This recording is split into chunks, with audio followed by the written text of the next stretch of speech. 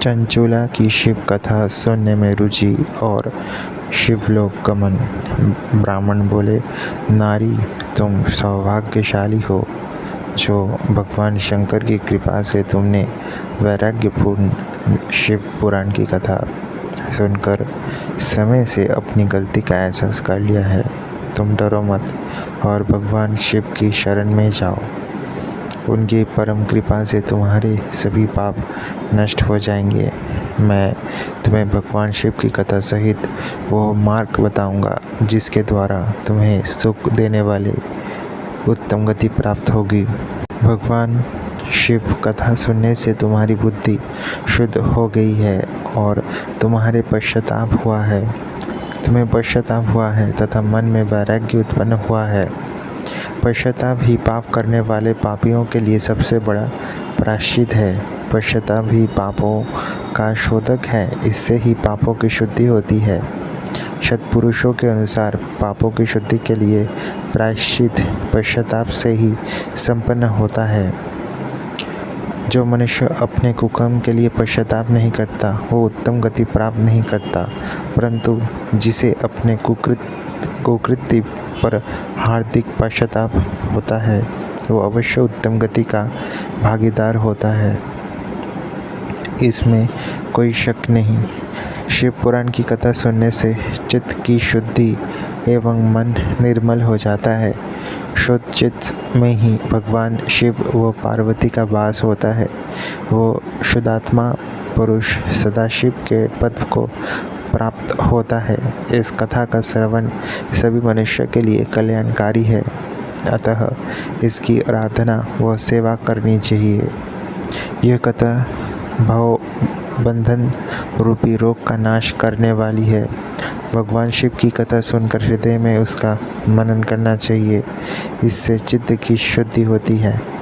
चित्त शुद्धि होने से ज्ञान और वैराग्य के साथ महेश्वर की भक्ति निश्चय ही प्रकट होती है तथा उनके अनुग्रह से दिव्य मुक्ति प्राप्त होती है। जो मनुष्य माया के प्रति आसक्त हैं वह इस संसार बंधन से मुक्त नहीं हो पाते।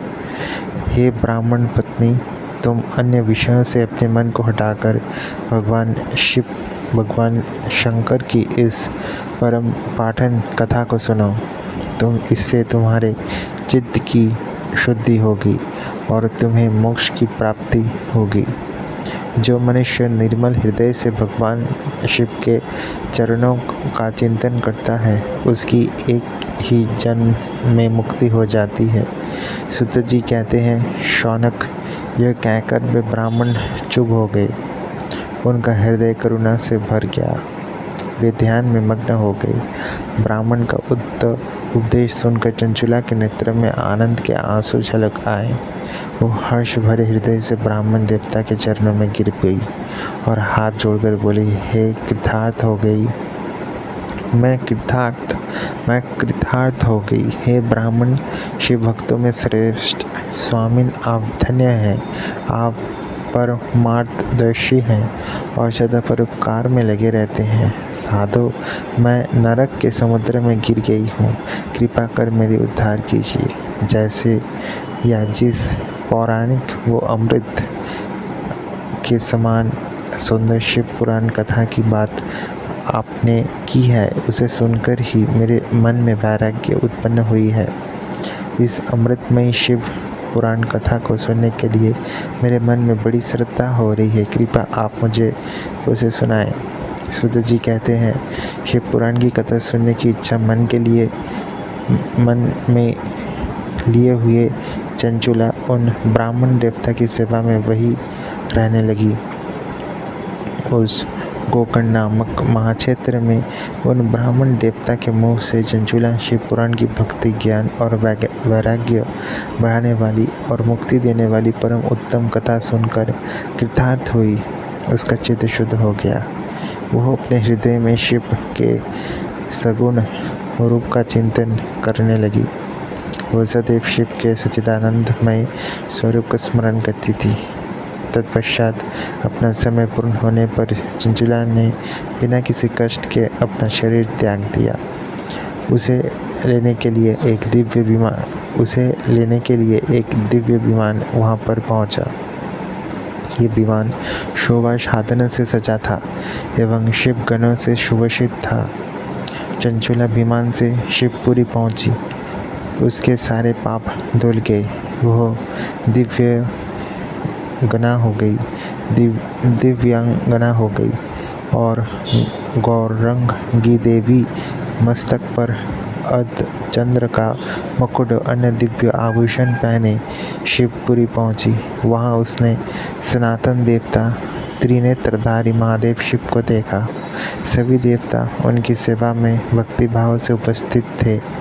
उनकी अंग कांति करोड़ों सूर्य के समान प्रकाशित हो रही थी। 5 मुख और हर मुख में 3-3 नेत्र थे।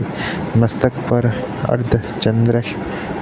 चंद्रकार मुकुट शोभामान हो रहा था। कंठ में नील चिन्ह था। उनके साथ देवी गौरी विराजमान थी जो विद्युत पंच के समान प्रकाशित हो रही थी। महादेव जी की कांति कपूर के समान गौर थी। उनके शरीर पर श्वेत वस्त्र से तथा शरीर श्वेत भस्म से युक्त था। इस प्रकार भगवान शिव के परम उज्ज्वल रूप के दर्शन कर चंचुला बहुत प्रसन्न हुई। उसने भगवान को बारंबार प्रणाम किया और हाथ जोड़कर प्रेम, आनंद और संतोष से युक्त हो विनीत भाव से खड़ी हो गई। उसके नेत्र से आनंद आंसुओं की धारा बहने लगी। भगवान शंकर व भगवती गौरी उमा ने करुणा के साथ सौम्य दृष्टि से देखकर चंचुला को अपने पास बुलाया।